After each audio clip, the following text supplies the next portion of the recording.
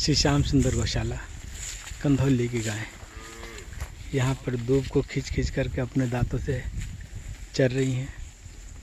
ऐसे ही ये विभिन्न खेतों में आती हैं, चरती हैं। किसी गाय का स्वरूप ऐसा है कि उसका रंग सफ़ेद और काला है, देखिए जैसे ये है। तो कोई जो है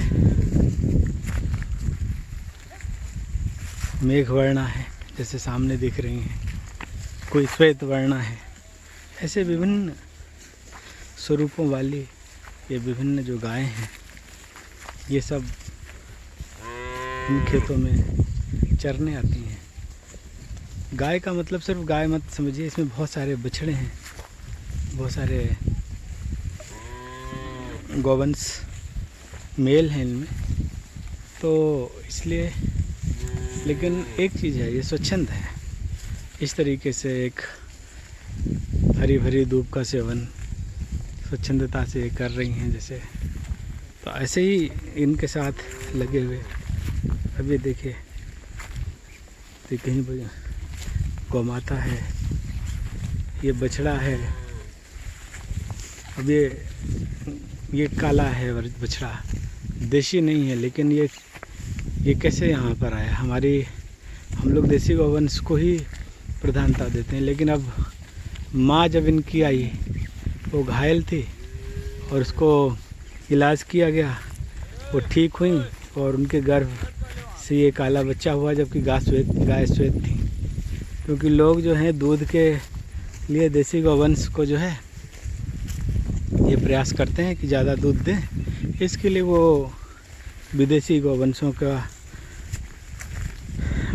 से क्रॉस ब्रीडिंग करा देते हैं। अब उससे क्या होगा? उस क्रॉस ब्रीडिंग का परिणाम ये होता है कि हमारे देश में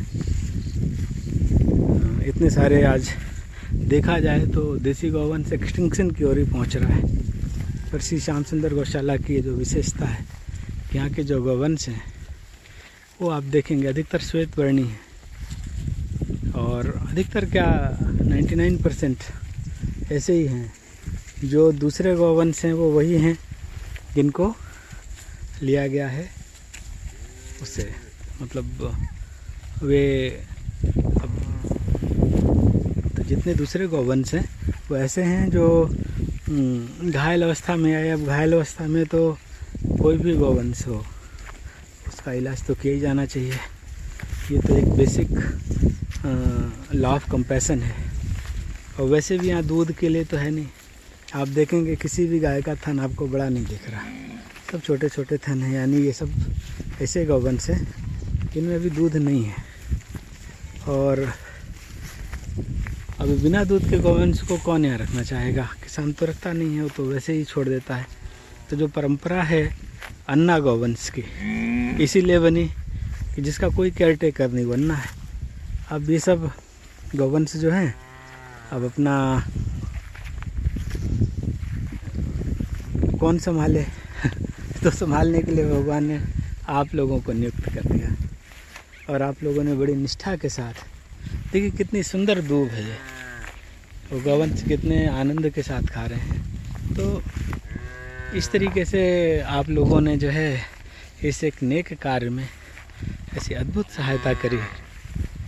देखिए 350 गौवंश का ये हुजूम, जब आप लोग जो है अपनी जो है उससे इसको कहेंगे अपनी इनसे आप अपनी प्रियता दिखा रहे हैं। ये देखिए ये गौवंश इधर से ऐसे अगर देखा जाए, ये देखिए कितने ध्यान से हमारी ओर देख रही थी, मुड़ के उधर देखने लगी। कभी इधर है, और तो ये जो ये गौवंश है इसी तरीके से सामने है, ऐसे देखिए। और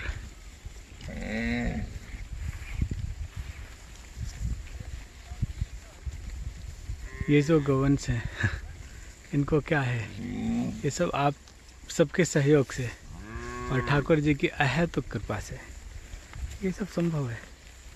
अन्यथा कहाँ संभव था? संभव ही नहीं था कि ऐसा कोई प्रकल्प यहाँ चल सकता सामान्य लोगों के द्वारा। तो जब हमें यहाँ आने का मौका मिलता है बहुत आनंद रहता है। लगता है ये वो गौवंश हैं जिन्हें कोई नहीं चाहता था, लेकिन इनको चाहने वाले के रूप में आप आ गए, आप चाहने लगे, कार्य होने लगा। देखिए कितनी सुंदर सुंदर गौवंश हैं। ये बैल हैं, नाराज़ होकर के जा रहे हैं, तो इनको अगर आप देखें तो अब ये सौंदर्य कहाँ से मिला। कभी बहुत कमज़ोर थे, घायल थे, आज ठीक है। तो ये सब आपकी ही निस्वार्थ सेवा का ही परिणाम है। मैं तो बस इतना ही कहूँगा कि अब इस समय चारों तरफ गौवंशों के बीच में हूँ। गाओ ममाग्रता सन्तु, गाओ में सन्तु पृष्ठता, गाओ में सर्वतः सन्तु, गवा मध्य वसाम्य हम। तो इस तरीके के इस मधुर संदेश तो स्वयं भगवान कृष्ण के द्वारा बोले गए हैं।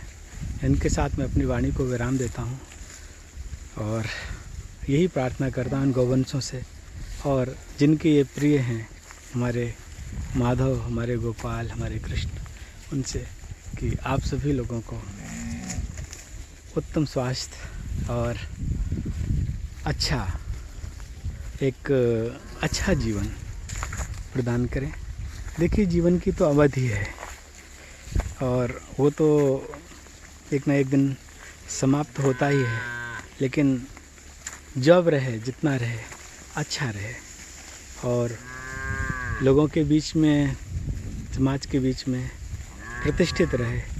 यही मनुष्य जीवन की उपयोगिता है। और इन्हीं शब्दों के साथ मैं अपनी वाणी को विराम देता हूँ। जय गौ माता, जय गोपाल।